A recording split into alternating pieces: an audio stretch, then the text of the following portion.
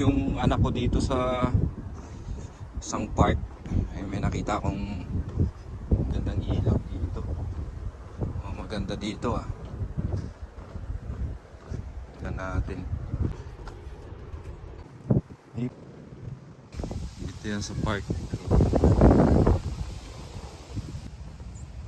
Ganda. Yan, walking lang muna tayo dito sa park, sa Randall Park. Babalik na tayo sa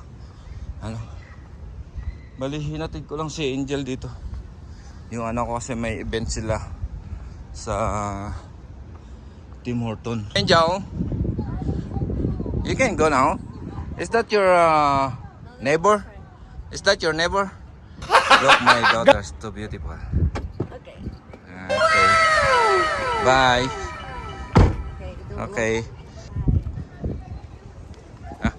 Uwi na tayo.